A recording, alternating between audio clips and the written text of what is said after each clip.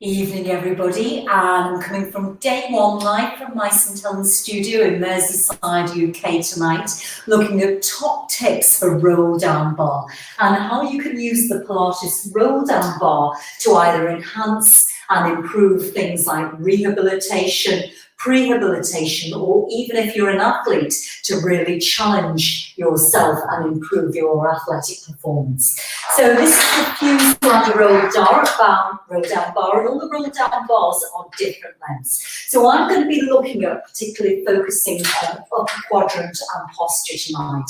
So when I look at most people, because everybody's working from home, everybody's in flexion, driving, sitting at a desk, we tend to stoop and go forwards, and the front of the body tends to become short, tight and restricted and sympathetic dominant, and the back of the body tends to become long and weak. So what I want to do is open the front, stretch out the front and strengthen the back.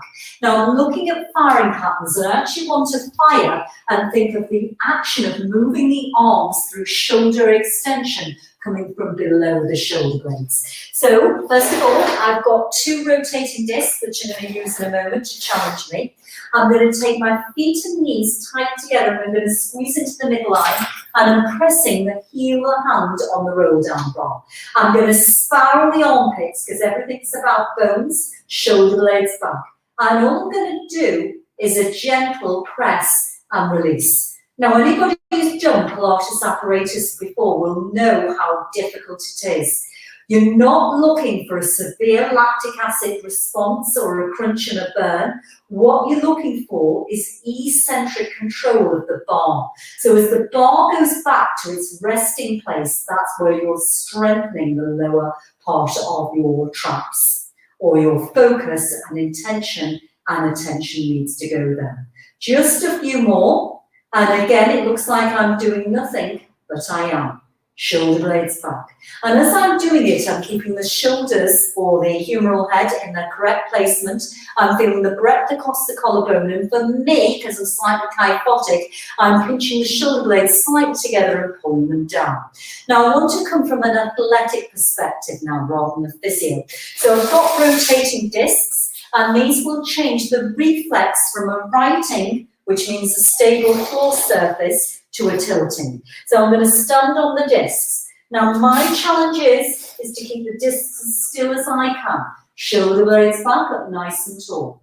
That's it. And I'm making it look easy. Now I'm pressing down through the forefoot, through the heel, and I'm squeezing in towards the midline of the body. I can make it even harder and extend one leg behind, and I've got to avoid that ankle. You can see how difficult it is from rotating as I press to go down. That's it, now I've got it. So my leg is in hip extension, so I can fire the back of the body a bit more. I'm going to change legs. Other foot goes on, other foot goes behind.